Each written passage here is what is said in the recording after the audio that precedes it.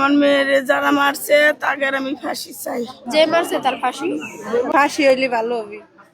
নিহতের 7 দিন পরে রেল লাইনের পাশের কলাবাগানে মিলল কবিতার অর্ধগলিত লাশ। বলছি ফরিদপুর জেলার বাকুন্ডার আদর্শ গ্রামের কথা। শিশু শ্রেণীতে পড়ুয়া কবিতা গত শুক্রবার নিখোঁজ হয়।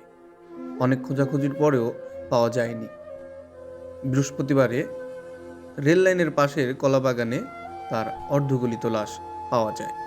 ঘটনাস্থল থেকে পুলিশ লাশটি উদ্ধার করে।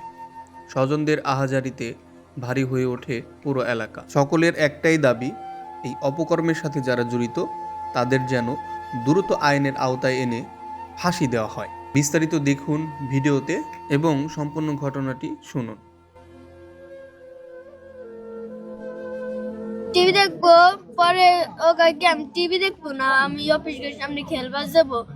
ও তারপরে আমি কইছি কি যাবি তাড়াতাড়ি চলে আসবার, ওই দোকানে যাবি না। ও তারপরে গেছে, আমি টিভি দেখবার গেছি। পরে ওই বাড়ির এক বিটি কয় কি কিরে তুই একলা তোর বোন ছোট্ট, আমি অফিস করে খেলবার গেছে। পরে আমি ভুলে গেছি, পরে আবার মনে পড়ছে, তখন আমি খুঁজবার বেরিয়েছি। ফুল কেন্দ্রে খুঁজছি, তাও পাইনি আমার বোনকে। পরে আমরা খুঁজতেছি, ওই যে এক বিটা আছে উনার বাস্তি দুইটা আমার সাথে খুঁজতেছে আর কইতেছে যে আমার কাকা আমাকে টাকা দিছে, ওরও 5 টাকা দিছে, ক্যাডবেরি কিনে ওই রাস্তার দিক গেছে। ইসরাফিল। এখান থেকে ঢোকার সময় ডান পাশে বাম সাইডে বাড়ি তা হইলো সবাই বলতেছে যে হয়েছে, ও বলে 5টা টাকা দিছিল। তখন পুলিশে যখন আসছে এখানে ওসি সাহেব আসছিল, আমাকে ওই জায়গায় নিয়ে ওইখানে বসলো, সবার কাছে জিজ্ঞেস করলো, ওই বাবুর কাছে জিজ্ঞেস করলো। প্রথমে বলে যে হ্যাঁ দিছিল, পরে বলে দেয় নাই, মানে বিভিন্ন ধরনের কথাই বলতেছে।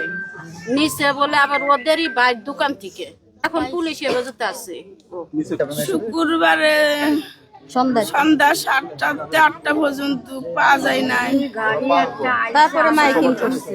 এরপর বলে গাড়ি আর একটা আইছিল, ওই গাড়িটা যাওয়ার পরে আর একটা গাড়ি আইছিল এই বাড়ি বলে আর একটা গাড়ি আইছিল। তারপর পরেই এই যাই বাড়ি আমরা বাড়ি ছিলাম না। তারপর পরে আর একটা গাড়ি আইছিল, সে আর বাড়ি আসে না এ পর্যন্ত। আর আনার পরে আর বাড়ি আসে নাই। আমরা তো জানি না, যে ছেলেটা কইলো ওই ছেলেটাই কয়কে আর একটা গাড়ি আইছিল, আমরা জানি না। আমার মেয়েরে যারা মারছে তাদের আমি ফাঁসি চাই। প্রকল্প 310 ঘর এখানে তো এই আদর্শ গ্রামের এই 100 ঘরের প্রত্যেকটা পরিবার আনাচে কানাচে পুকুরে সব জায়গায় খোঁজ করছে, কোথাও মিলাইতে পারে নাই। তারপর থেকে এই নিখোঁজ বিগত 7 দিন, গত 24 তারিখ শুক্রবার, আজকে বৃহস্পতিবার। তো বিগত 7 দিনের মধ্যে মেয়েটির আর কোনো খোঁজ নাই।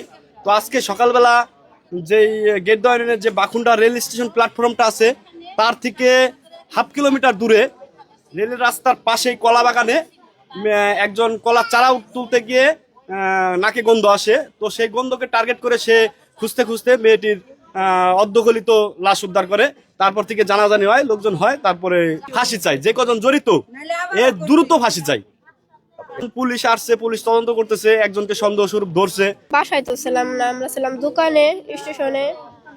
আমার থেকে ছোট বোনও ছিল বাসায়, আর ওই ছোট ছিল, দুইজনই ছিল। তাই ও আবার যায় একসাথে আইছে ছাগল নিয়ে বিকেল বেলা আবার সিগারেট দিয়ে আসবে, সন্ধ্যাকালে সিগারেট দিয়ে তারপর চলে আসছে। আসার পর ও 7টার দিকে একটা ট্রেন যায়, ডাইরেক্ট ট্রেন। তারপর পর্যায়ে বলতেছে কি যে মনিরে তো পাওয়া যায় না। তাই আমরা আবার কইছি কি যে দেখ আবার খুঁজে দেখ গে, ওরা কারো বাসায় খেলতেছে। এই কথা বলার পর ও আবার চলে আসছে। পরে আবার লোকাল ট্রেন গেছে, তার কতক্ষণ পর্যায়ে কয় কি যে ওরা তো আর পাওয়া যাইতেছে না। পরে আব্বু আর আমি চলে আসছি দোকান থেকে, এসে খুঁজছি মেলাক্ষণ, তার পাওয়া যায় না। প্রায় মেলাক্ষণ ধরে খুঁজতেছি, পাওয়া যায় না। পরে সবাই মিলে এ জায়গা থেকে খুঁজছে, তাও পাওয়া যায় না। আমরা চাই যাতে ওর ফাঁসি হোক, যে মারছে তার ফাঁসি হইলে ভালো হবে। নাহলে অন্য পর্যায়ে আবার বাইরে জেলে তাই মনে করেন আবার করবি, আবার অন্য ঘরে যায়, নাহলে আড়াই ঠারে ধরবি। আমার তো জেল হয়, আমি তো জেল খাইতে বাইরে সারা তো পাই। ঘটনা যে ঘটাইছে তাদের যদি আপনারা খোঁজ পান তাহলে দ্রুত ফাঁসি দিবেন। এর বিচার চাই আমরা, ডাইরেক্ট ফাঁসি। আসলে এই মেয়েটা যেই মেয়েটা ডিসিজটা লাশ পাওয়া যায়, এই মেয়েটার নাম কবিতা, ওর বয়স 7 বছর, বাড়ি এখানে একটা আশ্রয়ণ প্রকল্পে থাকে। মেয়েটা নিখোঁজ হয় 1 সপ্তাহ হয়। পরবর্তীতে মেয়ের বাবা এবং আমরা ব্যাপক এলাকায় মাইকিং সহ তথ্য প্রযুক্তির মাধ্যমে বিভিন্ন জায়গায় আমরা প্রচার প্রচারণা চালাই, তারপরে ওকে উদ্ধার করার সম্ভাবনা নেই। হঠাৎ আজকে আমরা সংবাদ পাই যে এখানে রেল লাইনের পাশে একটা কলা বাগানের মধ্যে লাশ পড়ে আছে। পরে তাৎক্ষণিকভাবে আমরা আসার পরে আমরা দেখতে পাই এবং ওর মা বাবা শনাক্ত করে যে তার মেয়ে কবিতা। পরবর্তীতে আমরা লাশটা শ্রোতাল প্রস্তুত করি এবং পোস্টমর্টমের জন্য ফরিদপুর মেডিকেল কলেজ হাসপাতালে প্রেরণ করব। ঊর্ধ্বতন অফিসার আমাদের এখানে আসছেন, পরিদর্শন করেছেন এবং এই সংক্রান্তে পরবর্তীতে আমাদের আইনগত ব্যবস্থা প্রক্রিয়াধীন।